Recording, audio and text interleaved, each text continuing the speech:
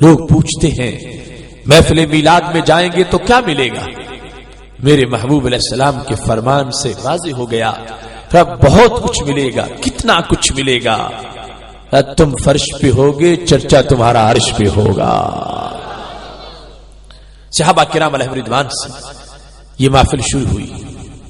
اب یہ حدیث شریف جو 3 کتابوں کے حوالے سے میں تمہارے سامنے پیش کر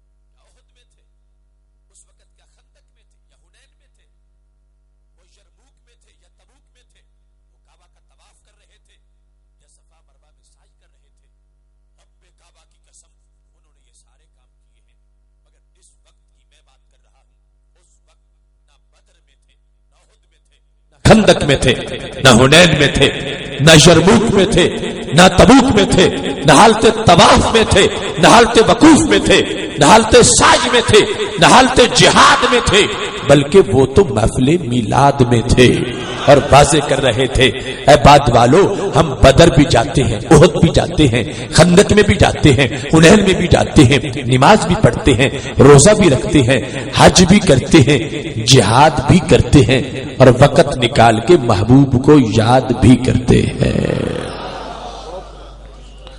صحابہ کرام علیہم رضوان نے جو جلسہ شروع کیا، اللہ نے اہل سنت و جماعت کو اس کی وراثت عطا کی. اور ورفعنا لک ذکرک، جو رب کا حکم ہے محبوب ہم نے تمہارے لیے تمہارے ذکر کو بلند کر دیا. اللہ نے اس رفعت ذکر مصطفیٰ علیہ تحیت و ثنا کی تحریک کا اہل سنت کو رکن بنا دیا. ہر طرف اس محفل کا انعقاد ہوتا ہے. اب یہ محفل میلاد اور ایسی اور بھی درجنوں حدیثیں ہیں. اگر کوئی منکر میلاد اس کو سن کے پھر بھی انکار کرتا ہے اور کہتا ہے جس محفل کا حوالہ تم دے رہے ہو اس میں لائٹنگ دکھاؤ، اس میں جھنڈیاں دکھاؤ، بینر دکھاؤ، لنگر کی دیگیں دکھاؤ، تو پھر تو تمہاری محفل بھی وہی ہے. اور اگر نہ دکھا سکو تو ان کی محفل اور تمہاری محفل اور، وہ تمہاری دلیل نہیں بن سکتی. مجھے اس بات کا اعتراف ہے ہماری محفل اس محفل کے ہم پلہ نہیں، اس لحاظ سے اس جیسی نہیں. کیوں؟ ان میں جتنے بیٹھے تھے آسمان ہدایت کے چمکتے چاند تھے. ان کا ایمان سورج جیسا، ہمارا ایک چراغ جیسا. ہم کروڑوں مل کے ان کے قدموں کی خاک تک نہ پہنچے، اس پہ اعتراف ہے. مگر یہ میں یقین سے کہتا ہوں جس مقصد کے لیے وہ بیٹھے تھے اسی کے لیے ہم بھی بیٹھے ہیں. ہمارے علم الکلام میں یہ موجود ہے.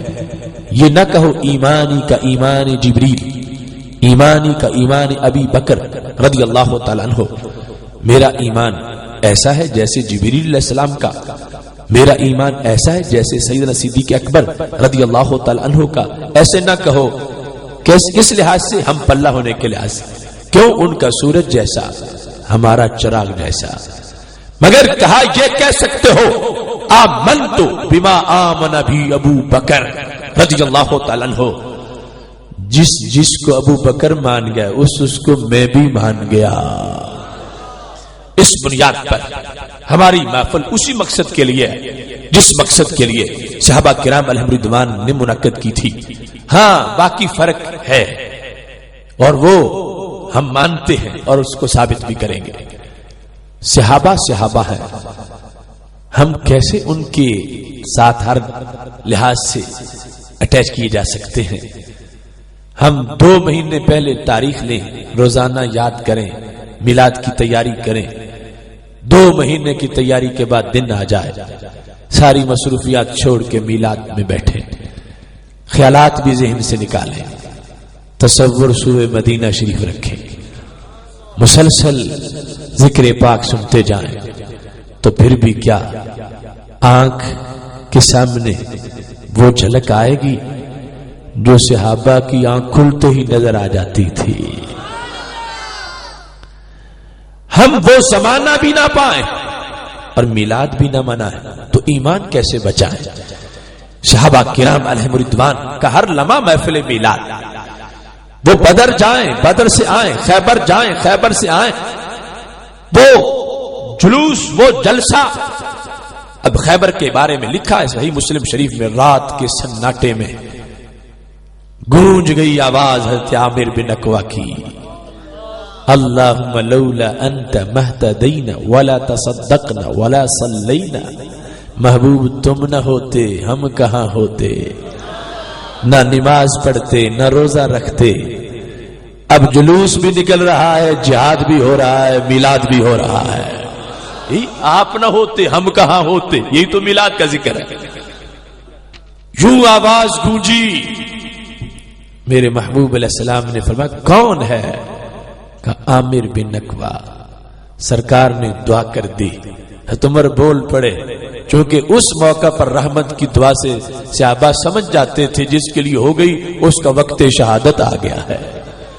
کہ لولا امتعتنا بھی، محبوب کنجی تو حیات موت کی تمہارے ہاتھ میں ہے، آپ نے کیوں نہ ان کی زندگی کو اور بڑھا دیا، کاش کہ آپ یہ دعا اب نہ کرتے تو موت نہ آتی، شہادت نہ ہوتی، ہم ان کی نعتیں پھر سنتے رہتے۔ یہ بخاری مسلم میں ہے۔ اتنا زبان کا اثر سرکار کا کہ جہاں کہہ دیا اب آگے عمر نہیں جائے گا۔ صحابہ کہتے محبوب آپ ہمیں ان کی زندگی لمبی کر کے فائدہ دے دیتے تو ہر لمحہ میلاد ہے، ہم وہ زمانہ نہ پا سکے۔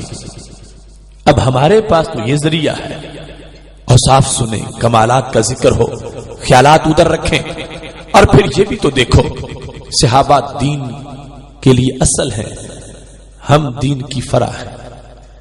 اصل جڑ کو کہتے ہیں اور فرع ٹہنی کو کہتے ہیں۔ صحابہ جڑ، ہم ٹہنی۔ جڑ ٹہنی کا مسلک ایک ہوتا ہے، جڑ ٹہنی کا مشن ایک ہوتا ہے، جڑ ٹہنی کا مقصد بھی ایک ہوتا ہے۔ دونوں مل کے کمپرومائز سے زمانے کو سایہ دیتی ہیں، زمانے کو خوشبو دیتی ہیں، زمانے کو پھل دیتی ہیں۔ اصل جڑ ہے، جڑ نہ ہوتی ٹہنی کہاں ہوتی؟ سوز جڑ کا ہے، نظر ٹہنی کے پتوں میں آتا ہے۔ سوز جڑ کا ہے، نظر پھول میں آتا ہے۔ سوز جڑ کا ہے، نظر مالٹے، آم، کھجور، انار میں آتا ہے۔ مشن ایک ہے دونوں کا، مگر دونوں کا کچھ فرق بھی ہے۔ نہ جڑ کو ٹہنی کہا جا سکتا ہے، نہ ٹہنی کو جڑ بنایا جا سکتا ہے۔ جڑ کا پکا قانون ہے، وہ نیچے جاتی ہے، ٹہنی کو پکی عادت ہے، وہ اوپر آتی ہے۔